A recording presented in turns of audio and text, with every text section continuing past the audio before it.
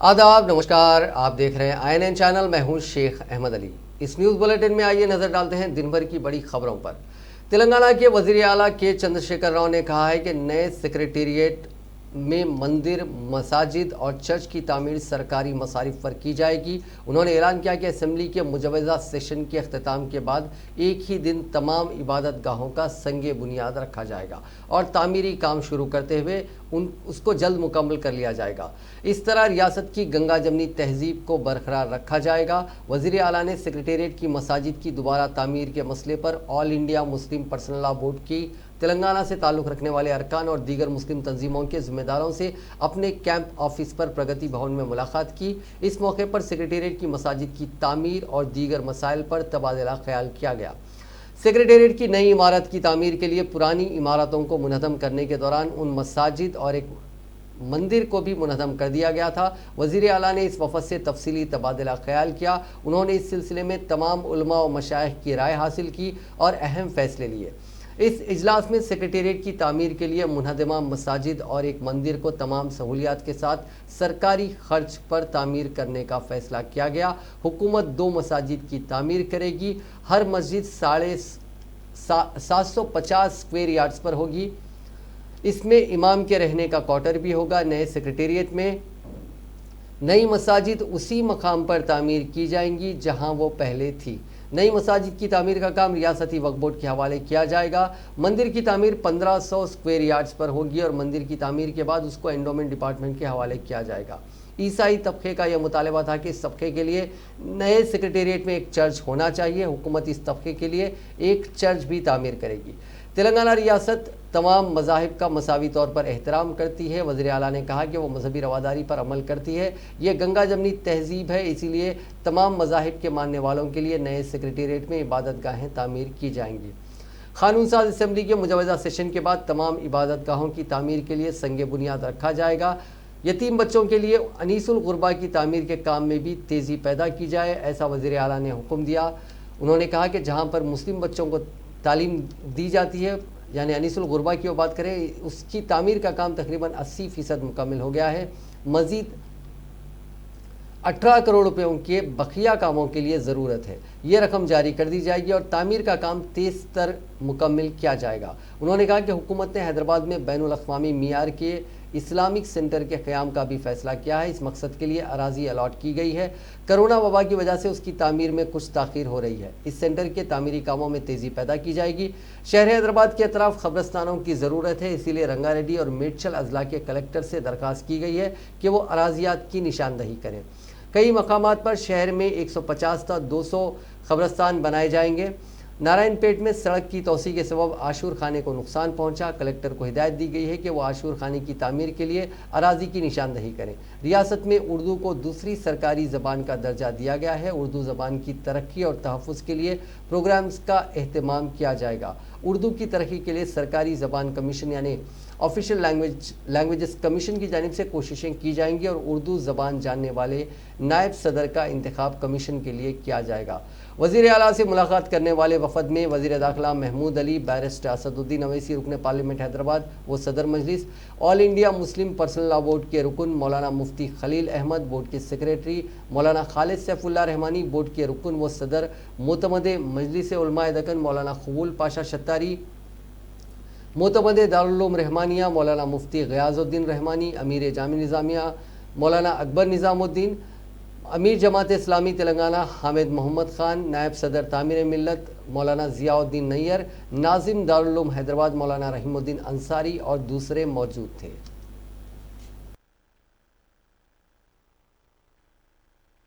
Government control में है और उसके अंदर ये मस्जिद शहीद हुई थी, तो ये गवर्नमेंट की जिम्मेदारी है कि दोबारा उसको बनाना, क्योंकि डेमोलिशन जब हुआ सेक्रेटेरिएट का, उसके डेमोलिशन के दौरान ही ये मस्जिदें शहीद हुई, इसीलिए ये गवर्नमेंट की जिम्मेदारी थी। तीसरी बात यह कि चीफ मिनिस्टर हमको पूरा स्क्रीन के ऊपर एक इलाका बताए कि अगर आप चाहते हैं तो मैं इसी जगह पर एक बड़ी आलीशान मस्जिद बना देता हूं। तो मौलाना खालिद सैफुल्लाह रहमानी साहब, मुफ्ती खलील अहमद साहब, मुफ्ती रियाज साहब, मौलाना अंसारी साहब, मौलाना अकबर ज़ामुद्दीन साहब, हमारे तामीर मिल्लत के ज़ियाउद्दीन साहब, हामिद मोहम्मद खान साहब ने, हम सब ने कहा, सीएम से कहा कि सर जैसा शुरू, अभी हम लोग 2 बजे चीफ मिनिस्टर साहब की ऑफिस को गए। असिस्टेंट जनरल सेक्रेटरी है all India Muslim personal board, और मोहतरम जनाब असदुद्दीन ओवैसी साहब ने हम सब लोगों की सोच की तर्जुमानी फरमाई और हजरात ने भी अपनी बात पेश की। केसीआर गाड़ी तो मतपेट्टलू मरियो ముస్లిం పర్సనల్ లా బోర్డు యొక్క సభ్యులు మరియు ముస్లిం సంస్థల యొక్క ముఖ్యులు ఈరోజు మధ్యాహ్నం సీఎం గారితోటి కలవడం జరిగింది। 2 మసాజిదులు, ఒకటి मस्जिद हाशमी और इसी मीटिंग में नारायणपेट पर जो चौखानी को मुनज़्ज़म किया गया था उसके बारे में डिस्कशन हुआ। नकीब मिल्लत जनाब बैरिस्टर असदुद्दीन ओवैसी साहब ने मसले को उठाया तो सीएम साहब ने वादा किया है कि उसके लिए भी जमीन दी जाएगी और उसके लिए भी बनाने के लिए खर्चा दिया जाएगा। महमूद अली साहब से कहा कि आप जिम्मेदारी लें और मुकाम पर उसको मस्जिद अशोखाने को बनाएं। तो हम शुक्रगुजार हैं जनाब केसीआर साहब के, होम मिनिस्टर साहब के और नकीब नाज़रीन। आज नकीब मिल्लत अली जनाब बैरिस्टर असदुद्दीन ओवैसी साहब की क़ियादत में मुसलमानों का एक वक्त जो पर्सनल बोर्ड के अरकान पर जमात इस्लामी, जमीयतुल उलमा, तामीर मिल्लत और दीगर मुस्लिम तंजीमों के नुमाइंदों के साथ चीफ मिनिस्टर से आज सेक्रेटरीट के दोनों मसाजिद के सिलसिले में मुलाकात रही। और आज वज़ीर आला की मुस्लिम कायदीन से जो मुलाकात हुई, इस मुलाकात की तहरीक मुस्लिम शब्बान के सदर और जॉइंट एक्शन कमेटी के कन्वीनर मुश्ताक मलिक ने शदीद मजम्मत की। उन्होंने कहा कि वज़ीर आला ने मसाजिद की दोबारा तामीर को लेकर कोई वाज़ेह तयख़ुन नहीं दिया। उसूलन तो होना ये चाहिए था कि उन दोनों मकामात पर नमाज़ पढ़ने की फौरी इजाज़त दे दी जाती। उन्होंने इल्ज़ाम लगाया कि असदुद्दीन ओवैसी साहब दरअसल अपनी बेटी की शादी का रुखा देने के लिए वज़ीर आला के पास गए थे और उसी दौरान मसाजिद के मामले पर भी बातचीत हुई। इलेक्शन की शोबेदेबाजी है और फिर ये वफद समझिए जो गया, अभी हमारे एमपी साहब की लड़की की शादी है, चीफ मिनिस्टर को रुखा देना भी मकसद और मतलूब था। तो अच्छी बात है, लड़की की शादी हो रही है, मैं मुबारकबाद देता हूँ, लेकिन वो अकेले जाकर ये हालात में रुखा नहीं दे सकते थे। एक वफद को लेकर गए, मसाजिद की भी बात हुई। अभी एमपी साहब का ट्वीट आया, बड़ा सदमा और अफसोस के साथ, ये बात नोट कर लीजिए, उस ट्वीट को समझिए कि रिकॉर्ड भी कर लीजिए। एमपी साहब ने ट्वीट किया है कि 1500 SFT पर 2 मसाजिद बनेगी। मैं काबिल तरीन बैरिस्टर से यह बात कहना चाहता हूँ, ज़रा 1500 SFT को स्क्वायर यार्ड में कैलकुलेट कर लें तो टोटल समझिए 100 चिल्लर ज़मीन होती है। 1200 समझिए कि स्क्वायर यार्ड ज़मीन होती है, जबकि मस्जिद सियासत मोतमदी की ज़मीन as per gazette 700 square yard के करीब है और मस्जिद हाशमी की ज़मीन 100 स्क्वायर यार्ड से ज़्यादा थी। वक्फ रिकॉर्ड में चलिए 56 स्क्वायर यार्ड है।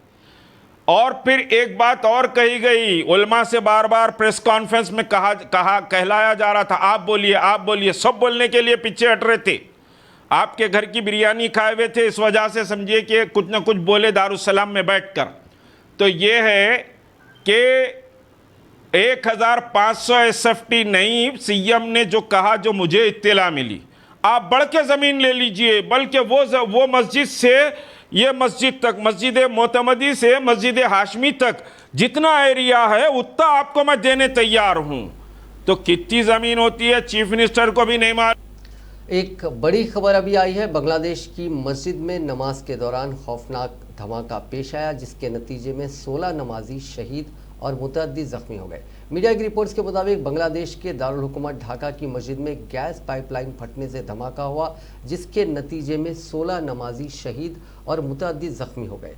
धमाके में शहीद और जख्मी अफराद को फौरी तौर पर करीबी अस्पताल मुंतकिल किया गया, जहां जख्मियों को तिब्बी इमदाद फराहम की जा रही है। ढाका पुलिस के अहदेदार जैदुल आलम के मुताबिक मस्जिद में धमाके का ये वाक़या दारुल हुकूमत के नवाह में नारायणगंज नामी इलाके की बैतुस्सलात जामे मस्जिद में जुमे की शब पेश आया। धमाके के वक्त दर्जनों अफराद इशा की नमाज के लिए जमा थे। पुलिस के मुताबिक धमाका जुमे की शाम उस वक्त हुआ जब नमाज इख्तिताम पर थी। धमाके की आवाज़ दूर दराज तक सुनी गई और करीबी घरों के शीशे टूट गए। धमाके के बाद लवाहिकीन अपने प्यारों को तलाश करने के लिए मस्जिद के बाहर पहुंचे। इब्तिदाई तहकीकात के मुताबिक मस्जिद में पाइपलाइन से गैस लीक हुई। जैसे ही मस्जिद का एसी खोला गया तो धमाका हो गया। धमाके से मस्जिद की खिड़कियां और दीवारें भी तबाह हो गईं। आखिरी इत्तलात के मुताबिक धमाके में कई जख्मियों की हालत तशवीशनाक है। मस्जिद के इमाम और एक सीनियर मजहबी रहनुमा भी शदीद जख्मी हुए हैं। मरने वालों में 7 साला बच्चा भी शामिल है। डॉक्टर सेन के मुताबिक बच्चे का 95% जिस्म जल चुका था। उनका ये भी कहना था कि ज़्यादातर जख्मियों की हालत तशवीशनाक है।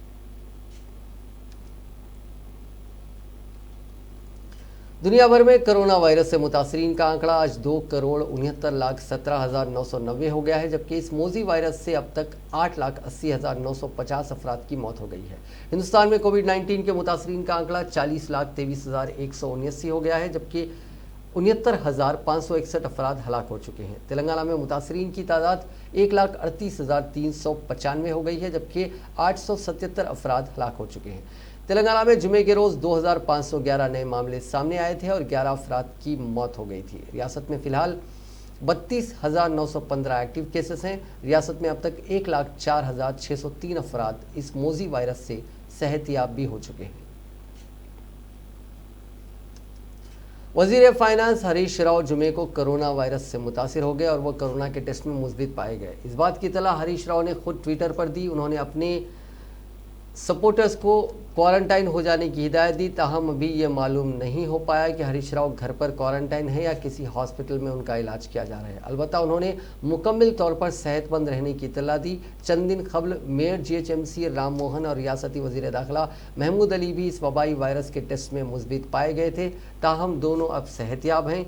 इसी दौरान वज़ीर इंफॉर्मेशन टेक्नोलॉजी KT रामाराव ने वज़ीर फाइनेंस हरीश राव के जल्द कोरोना से सेहतियाब होने के लिए नेक तमन्नाओं का इजहार किया।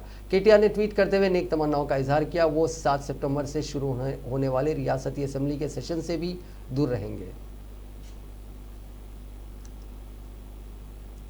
वज़ीर दाखिला मोहम्मद महमूद अली ने आज अहाते असम्बली में अपना कोरोना टेस्ट करवाया। वाज़ेह है कि 7 सितंबर से रियासती असम्बली का इजलास मुनक़्क़िद होने वाला है। ऐसे में स्पीकर असम्बली पोचाराम श्रीनिवास रेड्डी ने तमाम अरकान और वज़रा से कोरोना टेस्ट करवाने की ख्वाहिश की थी। उन्होंने कहा था कि कोरोना टेस्ट के बगैर असम्बली इजलास में किसी को भी शिरकत की इजाज़त नहीं रहेगी, जिस पर कई अरकान असम्बली अपने टेस्ट करवा रहे हैं। आज वज़ीर दाखिला ने भी अपना टेस्ट करवाया। आज कई अरकान असम्बली ने भी अपना टेस्ट करवाए। हैदराबाद में एक असिस्टेंट कमिश्नर कमर्शियल टैक्स से खानगी हॉस्पिटल में एक बच्चे को जन्म देने के बाद कोरोना वायरस के इलाज के दौरान फौत हो गई। खातून ओहदेदार जिनकी शिनाख्त शिवता रेड्डी की हैसियत से हुई है। शिवता रेड्डी के शौहर माधव रेड्डी ने दावा किया है कि उन्होंने इलाज के लिए 29 लाख रुपए अदा किए। ताहम हॉस्पिटल के इंतजामिया ने उन्हें बीवी से बात करने या देखने की इजाज़त तक नहीं दी। उन्हें बताया गया कि उनकी सेहत में इलाज से बेहतर रद्द-ए-अमल मिल रहा है और उनके सेहत के बारे में फ़िक्रमंद होने की कोई ज़रूरत नहीं है। माधव रेड्डी ने कहा कि उन्होंने अहलिया से मिलने की ज़िद की। जब उन्होंने उनको देखा तो वो साकत पड़ी हुई थी और उनके जिस्म में कोई हरकत नहीं है। तो उन्होंने अस्पताल के इंतज़ामिया से कहा कि उनकी इस कैफियत पर दूसरे दवाखानों से राय लेने को कहा। माधव रेड्डी ने कहा कि उनके इस्तिफसार करने पर दवाखाने की इंतज़ामिया ने श्वेता को फ़ौरन मुर्दा करार दे दिया। ये वाक़या उस वक्त मंजर आम पर आया जब माधव रेड्डी ने चीफ मिनिस्टर के चंद्रशेखर राव और वज़ीर KTR के इल्म में ये बात लाई। तेलंगाना पीसीसी के सदर उत्तम कुमार रेड्डी एमपी ने कहा है कि कोरोना वायरस पर काबू पाने में चंद्रशेखर राव हुकूमत मुकम्मल तौर पर नाकाम हो गई है। उन्होंने हुकूमत से मुतालबा किया कि वो रियासत में अवामी सेहत और सरकारी हॉस्पिटल्स की सूरत हाल पर जवाब दे। रियासत में कोरोना की वबा मार्च के महीने में शुरू हुई थी और अब सितंबर में दाखिल होने के बाद भी अभी तक मुनासिब तरीके से टेस्ट नहीं किया जा रहा है। इंदिरा भवन में पार्टी कायदीन भट्टी विक्रमार्का, श्रीधर बाबू, जग्गा रेड्डी, पोडम वीरैया और दूसरों के साथ प्रेस कॉन्फ्रेंस से खिताब करते हुए उत्तम कुमार रेड्डी ने कहा कि कोरोना से होने वाली अमवात को भी राज में रखा जा रहा है, इससे हुकूमत को क्या फ़ायदा है। उन्होंने कहा कि कोरोना के इलाज और अमवात के मामले में हाई कोर्ट और गवर्नर की सरजनिश के बावजूद हुकूमत के रवैये में कोई तब्दीली नहीं आ रही है। उन्होंने कहा कि खानगी हॉस्पिटल्स के आधे बिस्तरों को भी हासिल नहीं किया गया। वज़ीर सेहत ईटला राजेंद्र क्यों खानगी हॉस्पिटल्स की पुष्टपनाही कर रहे हैं, सूटकेस किसके घर मुंतकिल हो रहे हैं। उन्होंने कहा कि कोरोना के नाम चीफ मिनिस्टर और वज़ीर सेहत रियासत की आवाम को लूट रहे हैं। पीसीसी सदर ने कहा कि वज़ीर सेहत ईटला राजेंद्र ने अपने हलके हुजूराबाद में काफ़ी मनमानी की है। हुजूराबाद के हॉस्पिटल में गलत हिसाब बताने वाले प्रवीण यादव के नाम के खिलाफ गैर कानूनी मुकदमे दर्ज किए गए और उसे बरकी शौक देकर कत्ल कर दिया गया। प्रवीण यादव की मौत के लिए वज़ीर सेहत ही जिम्मेदार हैं। उन्होंने कहा कि प्रवीण यादव के कत्ल की डीजीपी तहकीकात करवाते हैं तो वज़ीर सेहत का नाम सामने आएगा। उन्होंने कहा कि सीएलपी लीडर भट्टी विक्रमार्का की क़यादत में कांग्रेस के अरकान मुखन्ना और कायदीन ने 10 दिनों तक सरकारी हॉस्पिटल्स का दौरा करते हुए हक़ाइक़ को मंजर आम पर लाया है, जिस पर वो भट्टी विक्रमार्का को मुबारकबाद पेश करते हैं।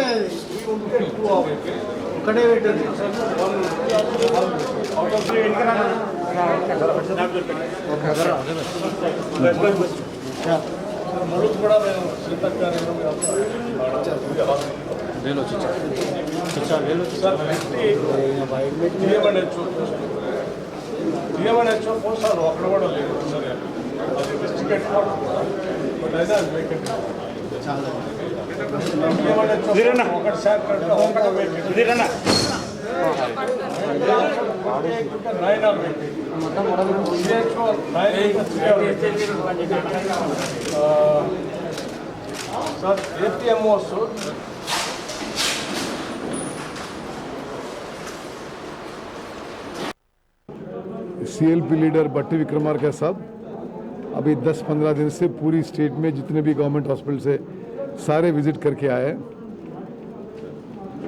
बहुत शर्मनाक बात है, केसीआर की गवर्नमेंट पूरी गवर्नमेंट हॉस्पिटल को हवा में छोड़ दी। अब 6 साल में एक पैसा नहीं खर्च किया डेवलपमेंट के लिए, एक डॉक्टर का रिक्रूट में या बहुत बुरी हालत में है हॉस्पिटल्स। ये चीज़ भट्टी विक्रमार्का साहब के टूर से पूरा एक्सपोज हुआ। ये गवर्नमेंट पब्लिक हेल्थ के बारे में, गरीबों के हेल्थ के बारे में बिल्कुल लापरवाह है। हम इनको असेंबली में बाहर इसके ऊपर लड़ेंगे। ఆసుపత్రులన్నింటినీ పరిశీలించి పేద ప్రజలు వాళ్ళు పడుతున్నటువంటి ఇబ్బందులు, ప్రజా ఆరోగ్యం ఎంత గాలికి వదిలేసిందో ఈ రాష్ట్ర ప్రభుత్వం అనేటువంటి విషయాల్ని క్షేత్రస్థాయిలో తిరిగి వచ్చిన తర్వాత కొన్ని విషయాలన్నీ కూడా మీ అందరితో పంచుకోవాలనేటువంటి ఆలోచనతోనే ఈరోజు ఈ పత్రికా సమావేశం ఏర్పాటు చేయడం జరిగింది. మిత్రులారా, ముందుగా అరకొర సిబ్బందితో, అతి తక్కువ సిబ్బందితో డాక్టర్లు కానీ, సపోర్టింగ్ స్టాఫ్, నర్సింగ్ స్టాఫ్ కానీ, పారామెడికల్ స్టాఫ్ కానీ, లేకపోతే స్వీపర్స్ కానీ, డ్రైవర్స్ కానీ, అంబులెన్స్ వెహికల్ ట్రాన్స్పోర్ట్ చేసేటువంటి వాళ్ళు కానీ తక్కువ సిబ్బందితో ఈరోజు కరోనా। हैदराबाद मेट्रो रेल के एमडी एनवीएस रेड्डी ने कहा है कि मेट्रो रेल की खिदमत का 7 सितंबर से आगाज़ होगा। मीडिया से बात करते हुए उन्होंने कहा कि मेट्रो की खिदमत के दौरान तमाम एहतियाती तदाबीर अख्तियार किए जा रहे हैं। समाजी फासले को लाजमी करार दिया गया है। मुसाफिरीन मार्किंग के मुताबिक ही सफ़र कर पाएंगे। उन्होंने कहा कि मुसलसिल स्टेशंस को सैनिटाइज किया जाएगा। मुसाफिरीन नकद रकम के बजाय online smart card QR code को इस्तेमाल करें। NVS रेड्डी ने कहा कि हर 5 मिनट पर ट्रेन चलाई जाएगी। मुसाफिरीन की तादाद को देखते हुए तब्दीली की जाएगी। मुसाफिरीन को मास्क पहनना लाजमी होगा। बगैर मास्क के स्टेशन में दाखिला नहीं मिलेगा। हर मुसाफिर की थर्मल स्क्रीनिंग की जाएगी। मामूली हरारत होने पर ही दाखिला दिया जाएगा। उन्होंने कहा कि मुसाफिरीन को हाथों की सफाई के लिए सैनिटाइज़र दस्तयाब रखा जाएगा। सफ़र के दौरान मेटल के आइटम ले जाने की इजाज़त नहीं होगी। रेड्डी ने बताया कि ट्रेन में 75% फ्रेश एयर होगी। उन्होंने कहा कि हर स्टेशन में आइसोलेशन रूम कायम किया जाएगा।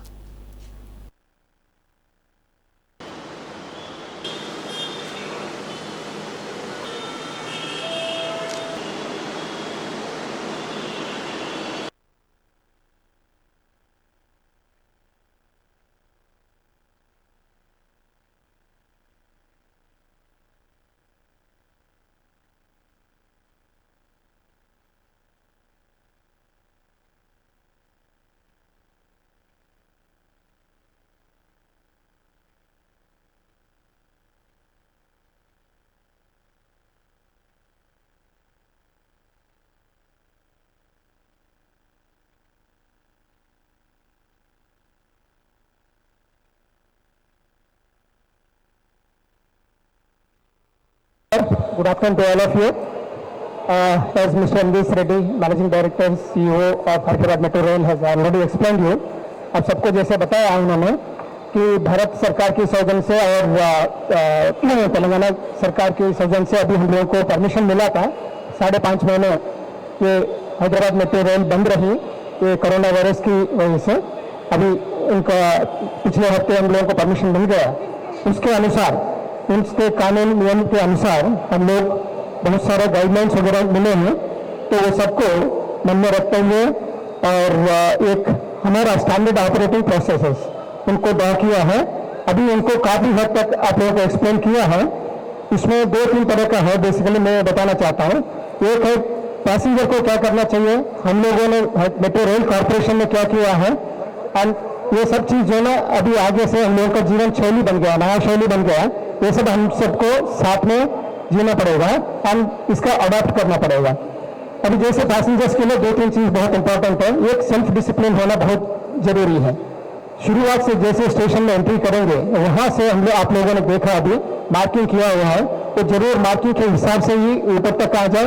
जैसे कॉन्कोर्स जो पहले माले में एंटर करते हैं, चाहे लिफ्ट से आ जाए, एस्केलेटर से आ जाए, वहाँ आते ही सबसे पहले आप हैंड सैनिटाइज करेंगे, जिसमें पेडल वाला रखा है ताकि जितना कम से कम टच पॉइंट्स हो उस तरह का हमने प्रोविजन किया है। तो सैनिटाइज करने के बाद आगे थर्मल स्क्रीनिंग होगा। जो थर्मल स्क्रीनिंग हाथ पे ही होगा, जो सिक्योरिटी पर्सन रहेंगे वो करेंगे। जैसे रेड्डी साहब ने बताया, अगर आपको सिम्टोमेटिक है प्लीज डू नॉट कम, आइए मत। अगर टेम्परेचर नहीं है, असिम्टोमेटिक है तो यहाँ आ जाइए। फिर भी यहाँ पे अगर टेम्परेचर रीड करता है तो देन अलाउ नहीं करेंगे जर्नी करने के लिए। दूसरा सबसे इम्पोर्टेंट है कि मास्क पहन के आना जरूरी है, अनिवार्य है, बिल्कुल अनिवार्य मीन्स अनिवार्य है। वो कोई मास्क के बिना अंदर जर्नी करने नहीं देंगे। फिर भी आपका प्रोविजन के लिए एक काउंटर में मास्क भी रखा है, वो अपना एक्स्ट्रा पैसा देके वो खरीद के फिर जर्नी कर सकते हैं। तो जितना भी गाइडलाइंस आप लोगों के लिए है, और आप लोगों को एक और इम्पोर्टेंट चीज़ बताना चाहता हूँ कि जो आरोग्य सेतु है वो जितना स्मार्टफोन वाले हैं, तो सबको मेरा निवेदन है वो डाउनलोड करें, तो वो आपके सहायता करेगा और बाकी सब सबके लिए भी ये सुविधा होगी। ये बहुत ज़रूरी है। तो ये सब आपसे पूछा जाएगा जो भी पैसेंजर स्टेशन एंट्री करेंगे। अगर नहीं है तो डाउनलोड करने के लिए रिक्वेस्ट करेंगे, उसको काफ़ी प्रोत्साहित करेंगे, ये बहुत ज़रूरी है। उसके बाद टिकट कैसे खरीदा जाए। तेलंगाना कांग्रेस के वर्किंग प्रेसिडेंट ए रेवंत रेड्डी ने कहा है कि अजीमतर बल्दिया हैदराबाद में सिर्फ 128 डबल बेडरूम मकानात ही तामीर हुए हैं। मीडिया से बात करते हुए उन्होंने कहा कि केटीआर हर दिन जायज़ा इजलास मुनक़िद करते हुए आवाम को गुमराह कर रहे हैं। जिस तरह हैदराबाद को इस्तांबुल बनाने का वादा करके नन्यनो डिवीज़न पर कामयाबी हासिल की थी। उन्होंने कहा कि डबल बेडरूम मकानात तकसीम ना करने की वजह से आवाम पर 1200 करोड़ का बोझ पड़ा है। लॉकडाउन के दौरान बरखी बिल्स का बोझ आवाम पर डाला गया। उन्होंने कहा कि केटीआर के करीबी रिश्तेदार के रियल एस्टेट अपार्टमेंट के पास ही सड़कें डाली गईं। अब तक कोई काम दूसरा काम नहीं किया गया, वो किस मुंह से टीआरएस वोट मांगेगी। उन्होंने कहा कि केसीआर ने सेक्रेटेरिएट मुनज़्ज़म किया और प्रगति भवन तामीर किया। केटीआर वजीर की हैसियत से मुकम्मल नाकाम हो चुके हैं, इसीलिए टीआरएस को वोट मांगने का हक नहीं है। रेवंत रेड्डी ने कहा कि 3 अक्टूबर से वो उनके पार्लियामेंट हुदूद में डिवीजन यात्रा निकालेंगे। टीआरएस ने अवाम से जो वादे किए थे और भूल गई है, उससे मुतालिक वो अवाम में शऊर बेदार करेंगे।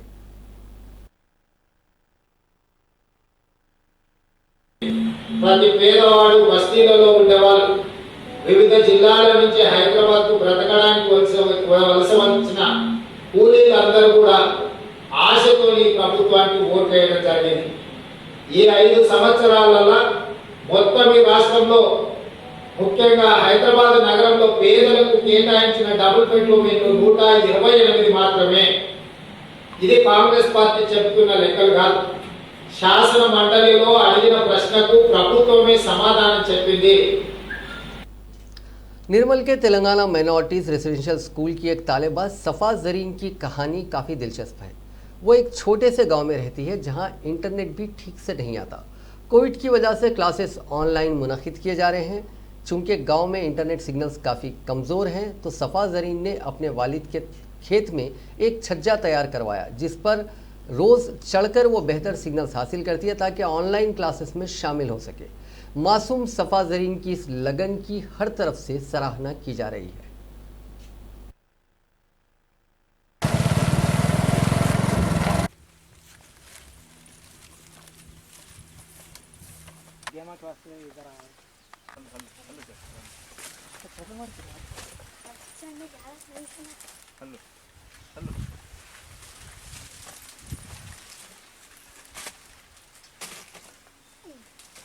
क्लास अटेंड करने के लिए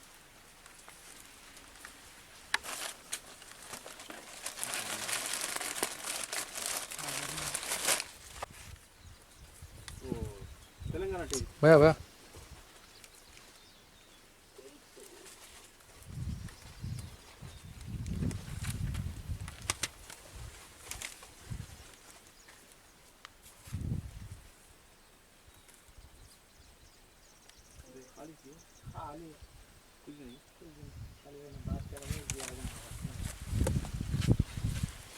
when the water on the surface of the oceans rises and falls, they are called waves, ma'am. Yes. Cyclones also. That cyclones having May 16 to Bhutan. Yes, madam. In the rainy seasons, means this year get cyclones, madam. This months. And the cyclones a system of winds rotation. Human beings. मेरा नाम सफ़ा ज़रीन है। मैं TMRS girls 1 निर्मल में पढ़ती हूँ। वो जो यहाँ पे हमारे गांव में नेटवर्क की वजह से मैं सही नहीं पढ़ पा रही हूँ, क्योंकि मैं खेत में आकर पढ़ रही हूँ। 2 किलोमीटर दूर आ रही हूँ और मेरे घर पे नेटवर्क नहीं आ रहा है। रोज़ 2 किलोमीटर दूर आती हूँ और पढ़ती हूँ। मैं रोज़ अटेंड कर रही हूँ ऑनलाइन क्लासेस। मेरे 1 मंथ होने लग गए अटेंड करने, और यहाँ पे खेत में अच्छा नेटवर्क आता और वहाँ पे घर पे नहीं आता नेटवर्क, इसलिए मैं खेत में आके नेटवर्क आए बोल के ऑनलाइन क्लासेस अटेंड करी और डेली अटेंड कर रही हूँ। साबिक chief minister N Chandrababu Naidu आज सड़क हादसे में महफूज रह गए। उनके काफिले में शामिल गाड़ी को जिला यादाद्री भुवनगिर चोटुपल मंडल में उस वक्त हादसा हुआ जब वो विजयवाड़ा से हैदराबाद वापस हो रहे थे। सड़क पर अचानक गाय के सामने आ जाने पर स्कॉट में शामिल गाड़ी के ड्राइवर ने अचानक ब्रेक लगा दिया, जिसकी वजह से काफिले में शामिल जैमर्स की गाड़ी NSG 2 गाड़ी से टकरा गई। हादसे के बाद करीब 15 मिनट तक साबिक चीफ मिनिस्टर सड़क पर ही रुके रहे। बाद अज़ां वो दूसरी गाड़ी में वहां से रवाना हुए।